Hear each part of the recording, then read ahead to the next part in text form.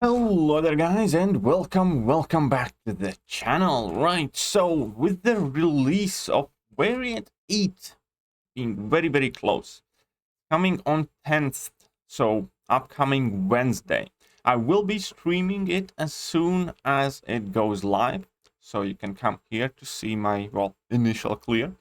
But we can talk about it and we can get ready, because I do want to give a couple of advices off the get-go, because I have seen a lot of people already willy-nilly kind of ranking up champions for Variant 8, thinking that they're going to be good, but obviously none of us really know what's going to happen with it. We don't even really know to the extent of which the other champions are going to be hindered, whether they're going to be used at all. Only thing that we do know about Variant 8 is the fact that Mercenary and Deadpool family champions will be at their strongest. And that's it. So if a champion does not have a Mercenary tag, or it's not considered in Deadpool family, they will have some sort of handicap. Now, in past, those handicaps have been fairly brutal, to a point where those champions are either completely ineligible to enter or basically unplayable, and we can still rely on their synergies though, which automatically puts a point. Based on a language, I do feel that synergy champions will be very potent here. So Mr. Fantastic or Heimdall, maybe Odin with his pre-fights, and so on and so forth. It's very important to keep those champions in the back of your head as potential support options, especially if you are struggling in the mercenary department, which I think a lot of rosters will, to be honest. That being said, that is exactly what we're going to do. We're going to go over the 20 mercenaries that we do have available in the game, and which I believe will likely play quite significant role, but all of that should be taken with a grain of salt, because obviously I can't see future. I don't know which of these champions will actually perform well. And then we're going to be taking a look at the rewards, which to be honest, I don't expect them to increase unless Kabam is going to add like additional difficulty. There are good things and bad things about it though. Either way, let's start. Black Widow, fail exclusive champion. Hardly anybody has her high sig, so I don't think she's going to play much of a role. Black Widow Deadly Origins. Now, however, that champion I do believe is going to be one of the MVPs. I fully expect her to be one of the more used champions, because she does have very high amount of damage very early on in the fight. Quite a lot of people actually have ranked her up recently, at the very least to like rank 2 6-star level. And I do expect to see quite a lot of Black Widow Deadly Origins there. Now we're gonna look past Deadpool because of how rare he is, and Deadpool X-Force because of how shit he is.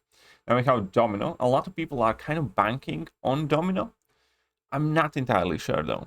I mean, I hope she does a lot of work in there, but realistically, we haven't seen her put in quite a lot of work, well, in a while now. Now we have Electro and Goldpool. Goldpool being a surprisingly underrated champion, and I think Goldpool could potentially prove to be quite valuable. Now Gwenpool, a champion that used to be loved by many, but now has kind of fallen off the map. But we have Hitmonkey, who is likely going to be one of the better options. Unfortunately for me, I do not have Hitmonkey, but I do think that Hitmonkey might turn out to be one of the better options, just because of the fact that he has the guaranteed crits, he has the shrug of abilities, and he has plenty going for him. Newly buffed Karnak, and at the same time we can look at Nebula as well. I do think Nebula, thanks to her immunities, likely, is going to be quite valuable. Because if you take a look at mercenary class at large, we have Luke Cage, who's bleed immune. And that's pretty much it. So, if immunities will be required, which I hope they're not, because it's always an annoying situation where you have to kind of focus on a single champion, then Nebula could be the saving grace. That's also the biggest worry here, because quite frequently Kabam tends to forget that we're working with a limited pool of champions. And just like it was seen in one of the previous variants with that weakness path for villains, I believe, where there were only like 1 or 2 champions who had access to weakness feasibly.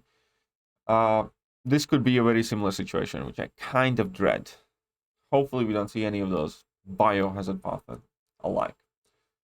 That being said, Moon Knight, obviously a bit of a trash. Massacre, I'm actually quite positive that he could be a very useful champion, and definitely I think Luke Cage could be the sleeping horse of the entire thing, because Luke Cage, for one reason or another, is still extremely underrated in his capacity to deal with increased power gain, which is another thing mercenaries don't really do well. Mercenaries are actually a very narrow group of champions, and there are a lot of areas that they don't cover. For instance, at large, mercenary champions don't really gain buffs. So any matchups where gaining buffs is going to be important could be a struggle. But power control, power rate control is definitely one of those issues. I can easily see Kabam making any fight difficult by just adding power control. Because if you can only use mercenary champions, and looking at the lineup, there's not much all that to it. But we do have Gwenpool, who can eat level 3s to the face and survive, unless there's damage or time effects involved. We have Winter Soldier, who can somewhat power control if awakened. And then we have Luke Cage, who can reduce the power rate and eat level 3s. And then we have Nebula. That's quite about it. So alongside lack of immunities in mercenary group, we also have absolute lack of power control and buffs. Right, on the final lane, we have Sabretooth, who is, I believe, the only Cold Snap immune champion, if in case that is going to be needed, or in case we face a huge Iceman, which could be a problem. Then we do have Sabretooth for that. We have Taskmaster, in my opinion, somewhat underrated champion in the game. Wolverine Weapon X, Winter Soldier, and Yondu. Maybe Winter Soldier can put in some work. Then obviously we can bring in Deadpool champions, but not many people do have 5-star Deadpool, and 4 stars for variants likely not going to be a good idea. However, when it comes to Deadpool champions, there's only one champion that we really do need to focus on, and that is Venompool. Also, incidentally, with this variant, now Venompool is officially the most variant-friendly champion in the game. Up until now, it was Venom. But Venom pretty much shared all of his variant with Venompool. But it was kind of commonly acknowledged that, Venom's better for variant-type content because the fights aren't that long, and Venom had already proved himself, and Venompool's buff is fairly recent. Now then, with this variant where you cannot bring in Venom, and you can bring in Venompool, I think we can officially say that Venompool is potentially the best variant rank up you can do for your new and progressing account as a 5-star. Because obviously he can do XL variant, he's the symbiote, so he can do the symbiote / mystic variant, he's a villain, so he can do the villain variant. So here we are. Venompool could potentially be the variant king. And I actually do think that he will turn out to be one of the MVPs for this, because illogical DNA granting him power, burn, and drain immunity, and immunity to shocks and armor breaks against tech champions.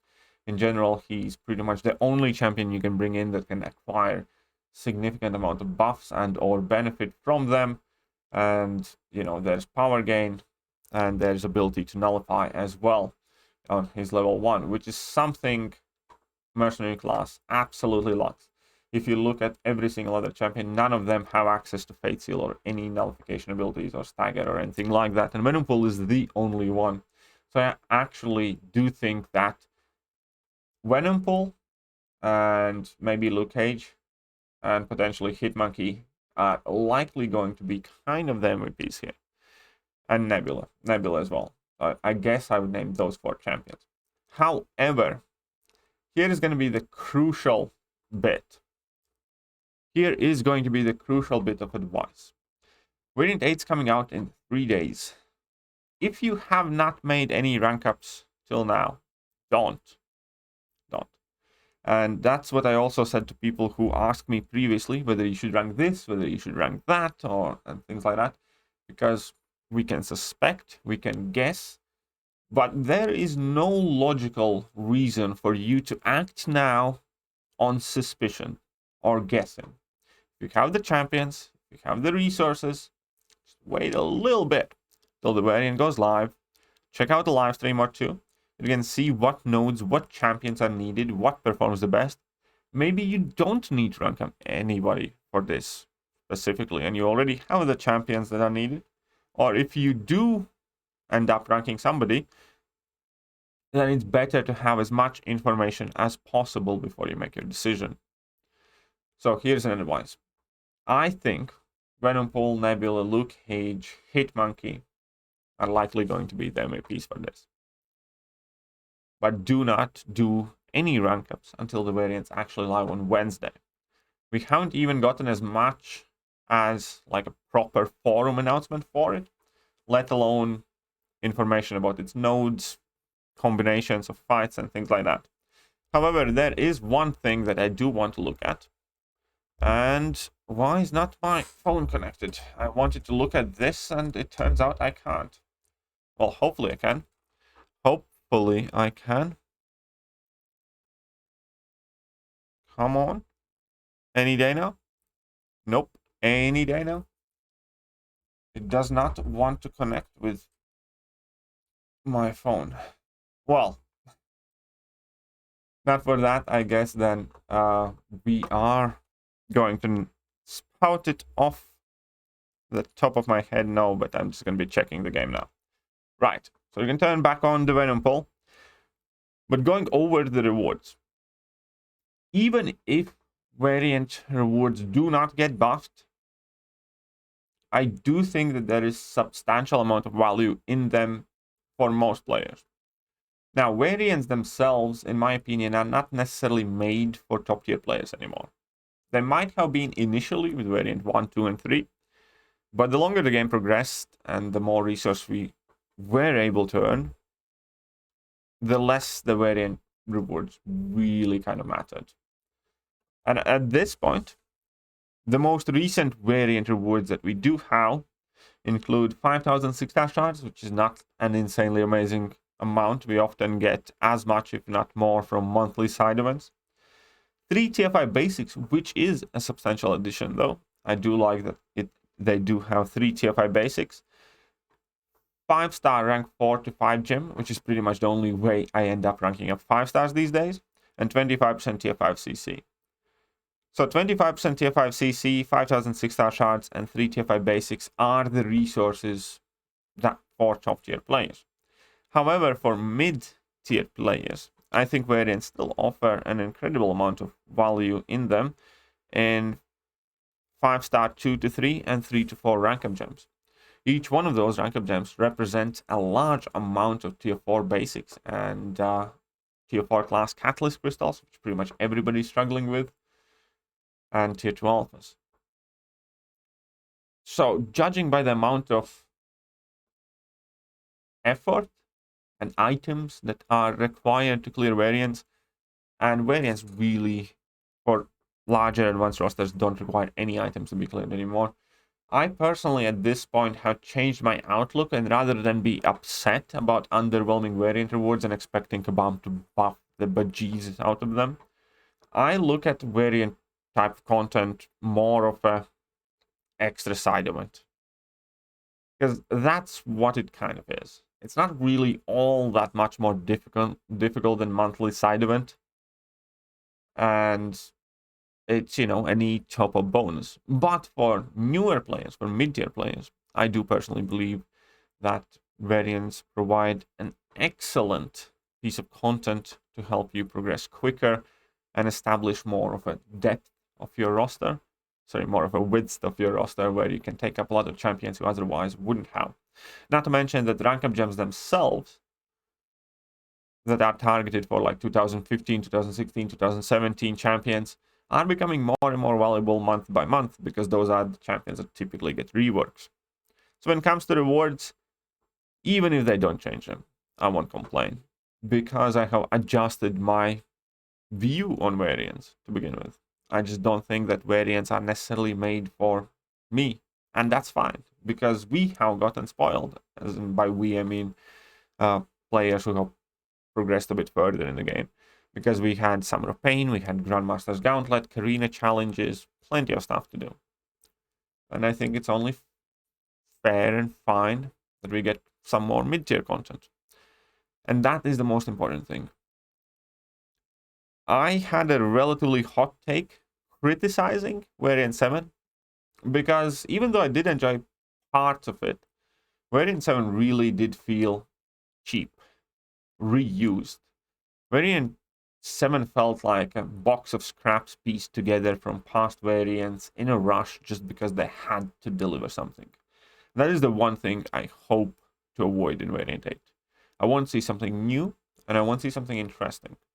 And again, this is not coming from, it's too easy or it's too hard. No, it's coming from whether it's genuinely exciting, fun, interesting, whether we will enjoy clearing it. I think 7.3 release dropped the ball compared to 7.2 and 1, and I do think that Variant 7 also dropped the ball compared to Variant 6 and 5. Hopefully, Kabam picks it up this time. Let me know what you guys think, and I'm going to catch you guys soon. See ya.